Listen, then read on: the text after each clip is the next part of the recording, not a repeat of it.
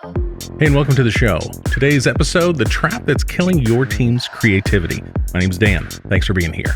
Okay, so let's talk about what this is. This is the Portnoy Media Lab. This is our first episode. Thanks for being here. I'm staring at, I've got some notes right here, so I'm going to be looking at that.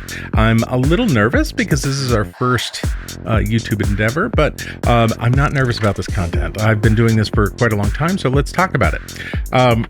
So you're a business owner, you're a nonprofit leader, and you're trying to figure out, are we being effective? And the question is probably not. I get a lot of phone calls about things to do, like what are we supposed to be doing? I feel like we're not moving the needle, or our KPIs are telling me we're not moving the needle. So what are we supposed to do? And so let's just talk about what that problem is. Most teams, and your team, doesn't have a creativity problem. That's the good news. You don't have a creativity problem. You have a busy work problem. And that's usually the trap of motion without progress. And so you're going to be doing a lot. Your team is probably doing a lot of things that they don't need to. And we have to figure out what that's going to be. So let's talk about what those things are. Constant motion, posting, all on social media, so many posts. We're posting every day, and we got to make sure we have enough content, and we got to keep going. And that, is it starting to feel or sound like the mouse on the wheel? Well, this could be a problem. Meetings. Your day is full of meetings. Now, meetings aren't bad. You want to build consensus on things. You want to figure out what's going on. You need to check in with a group about what they're doing. Nothing wrong with meetings. I have worked with a nonprofit once that their staff was in 6 to 8 meetings a day. And I was like, how long are these meetings? And they were like 45 minutes. And I said, so, run to the bathroom, capture everything, and get your lunch. Your day's over. I'm like, yeah. And I said, so when do you actually do the work?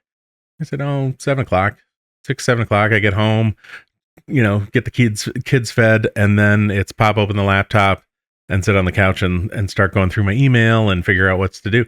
That's not sustainable. That's not a sustainable thing. So I don't encourage that kind of thing. We want to do this work for a long time. We can't get into a pattern of that. We want to be able to build things and change the world. And we want to change the trajectory of our family because we sold a product that is making such a big difference in people's lives, and it's making a difference in our lives because now we have more money. That's a big deal. That's not going to happen by being in meetings all day. Your reports are just weird. How many times are you just doing some sort of annual report that it's just like months and months and months and months, or we're trying to get this reporting together and it's taking so many resources, and you hate it, and it's just pulling teeth. That's going to be a problem. Reacting to everything is another issue. Like, oh, well, our competitor did a thing. We need to do a thing now. And so everybody's in a huff trying to get that thing out. And I don't know, is that really effective? I'd probably say no. Everything keeps moving, and you're not able to kind of get your grasp on things. But the work keeps getting flatter, safer, less effective. That's pretty normal.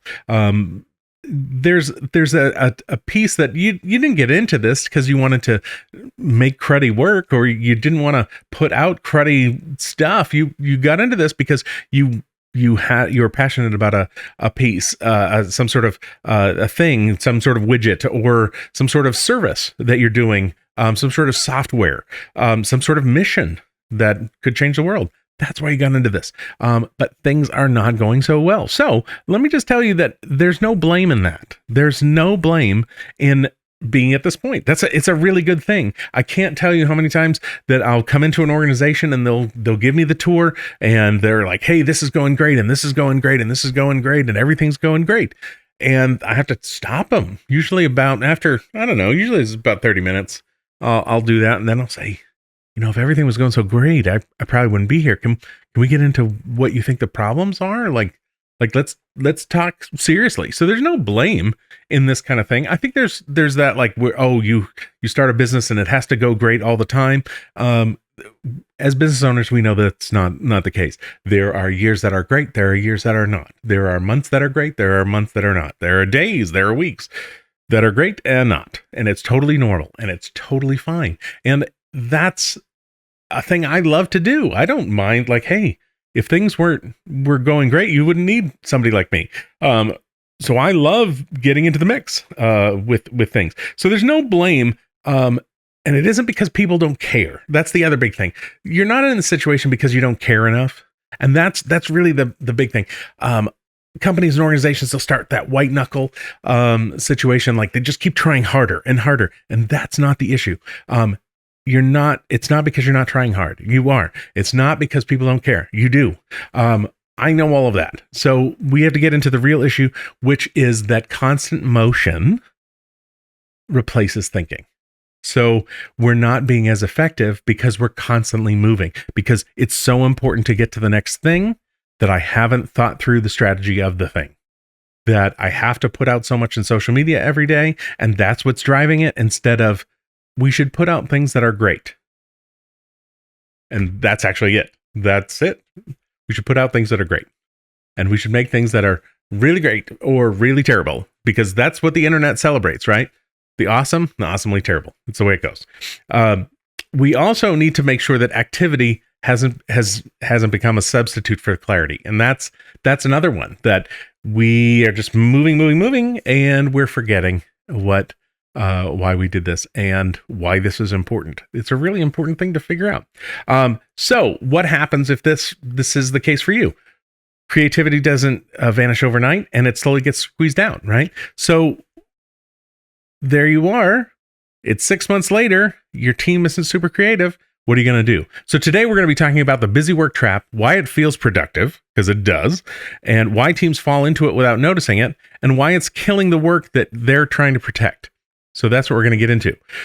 So if being busy actually worked, most creative teams would be thriving, right? Because I bet your team is killing it in terms of productivity. You're being very active. People are working extra hours. They're not going on vacation. They're staying in the mix. They're working 15, 18-hour days, and it's just not doing it. That's not the problem. That's not the problem. So it is a problem. I think that burnout is real, and you shouldn't have your teams be doing this, even if they are salaried. It's just not a great way. There's no prize for a heart attack. There's no prize because you're working 80 hours a week.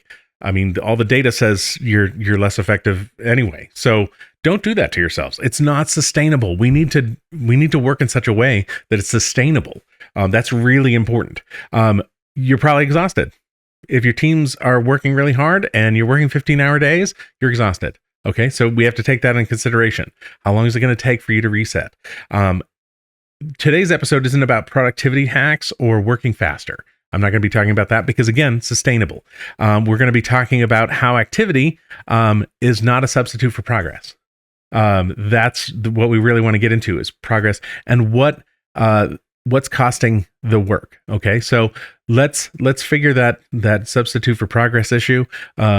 Why is this important? So let me explain why now and why this is important for you.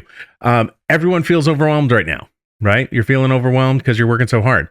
You've got endless inputs, right? You're constantly like, I got to do this and I got to figure out this. And there's everything's on fire, constant urgency. That's a pretty normal thing. And there's no time to really think about things. Platforms remember motion, not meaning, right? TikTok is starting to reward you because you post consistently, not because you post great things. They just reward, okay, great. This will occupy people's time. Including yours. Visibility beats clarity is what a thing that kind of the social media platforms are all about. And speed beats intention. I don't think that's the truth, but it does. If you're quick to market, then you get a whole bunch of eyeballs on things. If it's done terribly, that's not going to be so great. So we need to find some sort of happy medium here. We're not going to be talking about a productivity episode. That's not what today is. It's not about calendars and tools and hacks. We want to make sure that motion has not replaced your progress. Okay, we want to make sure that that's the case today. That we are not doing things that are just for the sake of things. We don't want to have action for action's sake. We need to figure out why that's important. I do want to let you know that this isn't theory for me. That I've spent years, decades, working with companies and organizations, working on these kinds of things and having tough conversations. They're not easy, but when we do, I don't mind sitting in that with you and having that kind of tough conversation, and then that tension, and then we're going to have breakthrough. It happens every time. It's amazing. So we're going to be talking about battle-tested things. The system that I'm going to talk to you about, it isn't just in one episode, so I apologize. It's not like, and here's your 12 things, and then we're going to be able to fix it. We want to fix your business. We don't want to give you 6 things, and then you go do it, and then you're like, what are the next 6 things? I'm not really into that.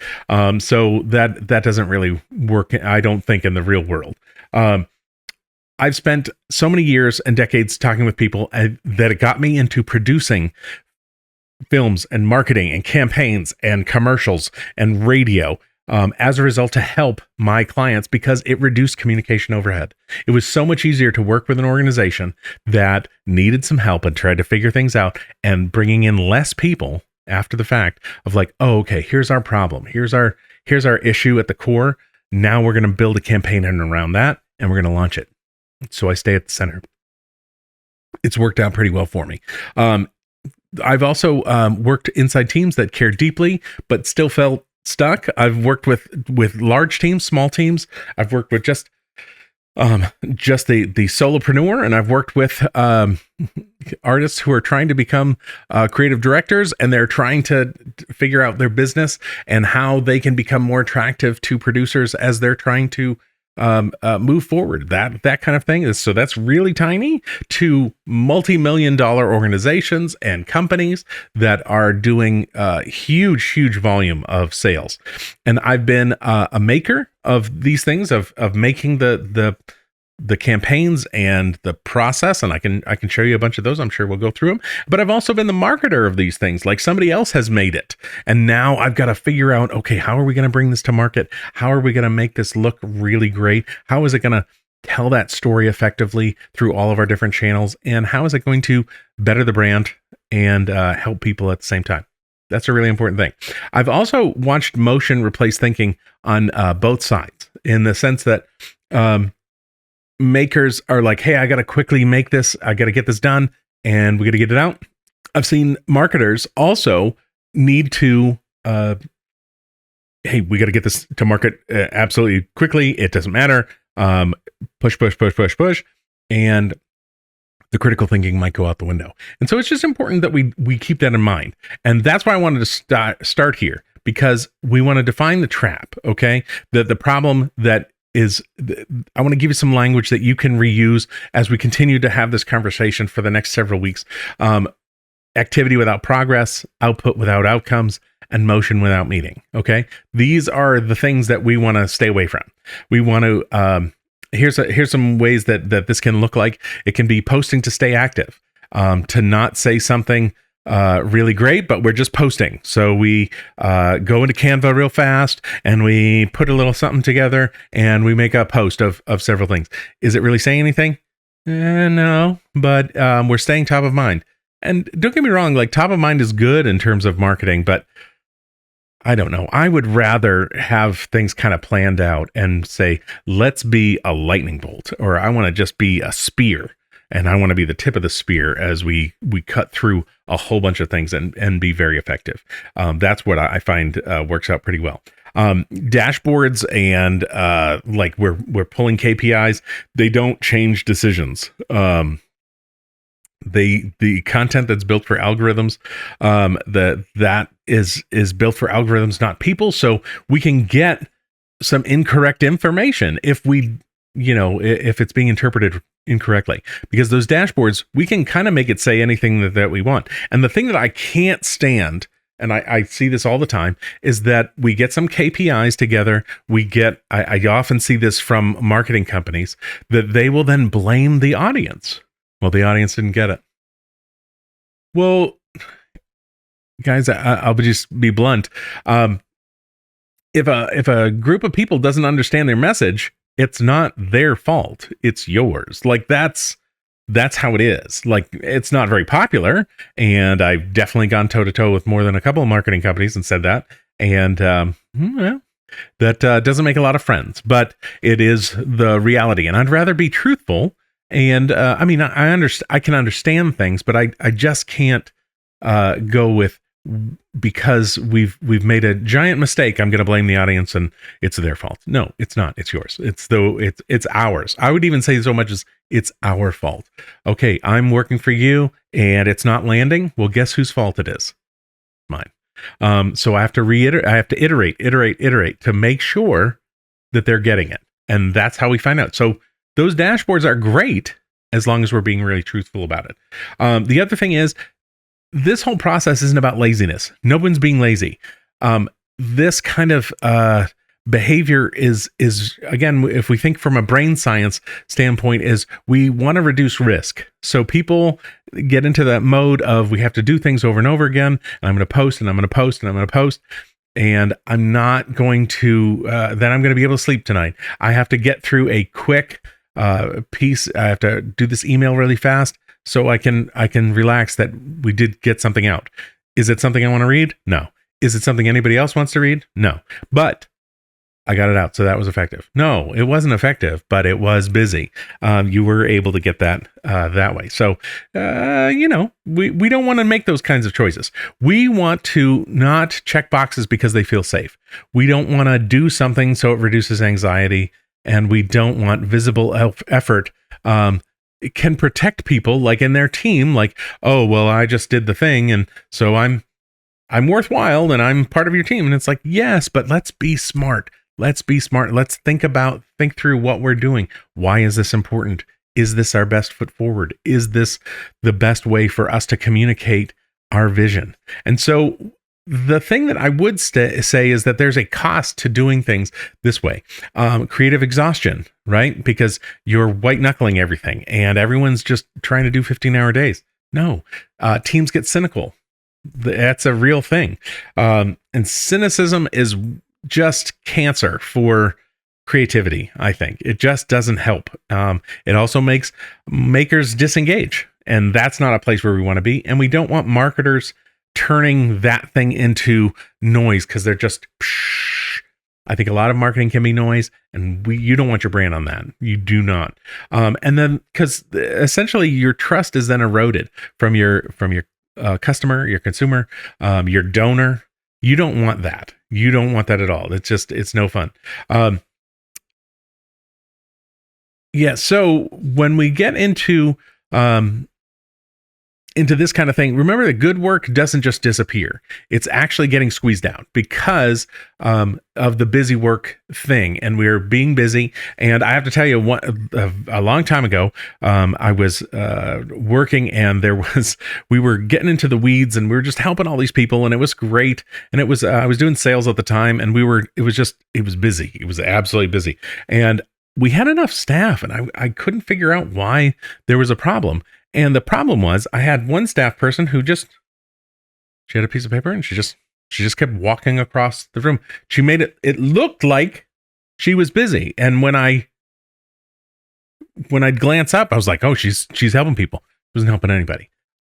She was freaked out, and this is what she did. She just grabbed a piece of paper and walked back and forth. Once I had a little vision, a little time to myself, I could see that's what she was doing. Well, we had to make a change, because that wasn't going to work. So this is the same idea that's happening at a grander scale, maybe in your business, maybe with your organization. We want to make sure that we're effective over activity. We want to make sure that we're making fewer, better decisions. That's really important. And we need to choose what not to do. Remember, strategy is choosing what to do, but it's also choosing what not to do.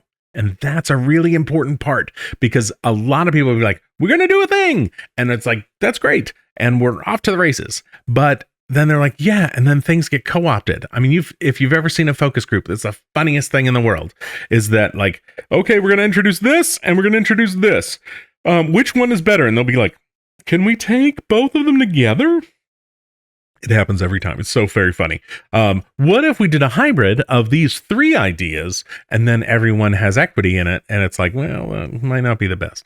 And that's a normal thing, but we have to be choosing what not to do. It's really important. I think of marketing as kind of like a stewardship thing, not just output. So it's important that we get huge bang for the buck. And I think digitally, if you're not doing a 10-to-1 ROI on your investment for marketing, I don't know what you're doing, because digitally speaking, to get back $10 for every dollar you're spending, I don't think that's that hard. I mean, it is. I'm not saying it's easy. I don't think it is the hardest thing in the world if we're being effective, if we're thinking through. So, the opposite of motion without progress isn't rest. Okay. The opposite of motion without progress isn't rest. It is what? The opposite of motion without progress isn't rest, is motion with progress. So that it's not, again, this is not rocket science, but the thing that's tough as a business owner, and I will just say, I understand a lot here. And I am very, compassionate to your stance, or your nonprofit, that it is hard to be in business right now. And I've thought that, like, I think a post-COVID world has made things much tougher for business owners, for nonprofits. And I think that's real. That's super real. So pat yourself on the back. You're doing it. Nice job. Now let's be effective with it. Okay. And we'll be going from there. So this series that I'll be doing over the next several weeks is going to be, how do we unpack the noise and systems and clarity? How do we get to that clarity?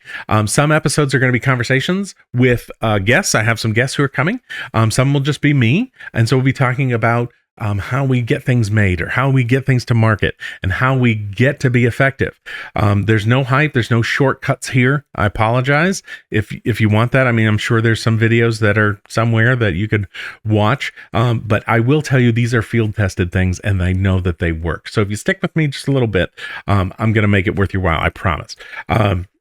So please, because this is YouTube, leave a comment. And or if you're listening to this on the podcast, message me. My email is dan@portnoymediagroup.com. You can just talk to me, send me a message. You can also check out things like our at the website I have, portnoymedia.com. There's /resources. You can check out the things there. I've got a lot of things for you to check. Some are free. Like, it's not just, go check out my stuff. There's a lot of resources that are free that are there right now.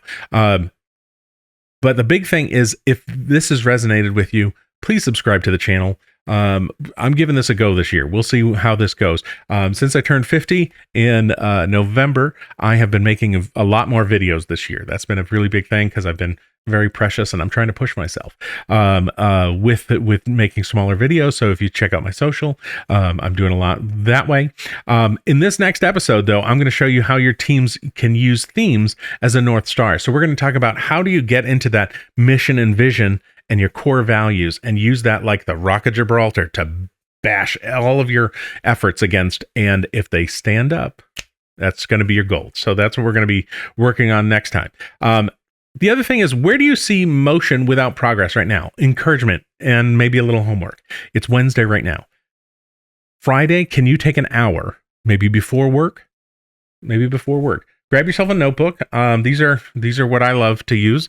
These Moleskines, the larger ones. But it could literally be anything. I've got some examples here. Grab a notebook, get a pen, get off by yourself, put some music on. Make sure it has no words so it doesn't clog up your brain, and think about what you're doing with your mission and your vision. Get back to basics. This is the fundamental stuff that is really important. So that's the homework I want to give you. If it isn't Friday, maybe Monday, maybe over the weekend. Just give yourself an hour and say, why did I start doing this? Why did I start my own business? It was to do X. It was because I wanted Y. It was because I wanted to change the world. Maybe that's why your nonprofit started. That's probably a real thing, and we should tap into it. So I've got a couple things as we close. Where do you see your motion without progress right now? So part of that homework, where's the part that there's a whole bunch of movement? Maybe it's a place where you're throwing a bunch of resources and it's just not moving it. And that's an important thing to know as we move forward. So if you've got questions, please write them in the comments. I will answer them. I promise you. Or if we've helped you name something maybe you've been feeling, let me know. I would love to know that too. I've got tools and frameworks on the site again that you can check out, things that I actually use with my clients and teams. And it's no opt-in stuff, and it's not this whole like bait and switch thing. Go check it out. There's a bunch of things for you to check out. I've been doing this a long time. I wrote a book more than a decade ago about this very stuff that I've been doing with companies and nonprofits for a couple decades. Check out portnoymedia.com/resources. And you can also check out the blog on Tuesday. So the way I'm trying to think of this is on Tuesday, I will be kind of introducing the idea that we're going to talk about on Wednesday. And then on Wednesday, here's the podcast. And then on Thursday, it's reflecting on it a little more personally on the Substack, on my Substack, which there's the links for that. And with that, thank you for checking out this episode. I hope this has got you thinking a little bit, because this is more of a thinking episode. We'll have a whole bunch of action coming in the coming weeks. Thanks so much. Please subscribe. Talk to you soon. Rooting for you. Have a good one.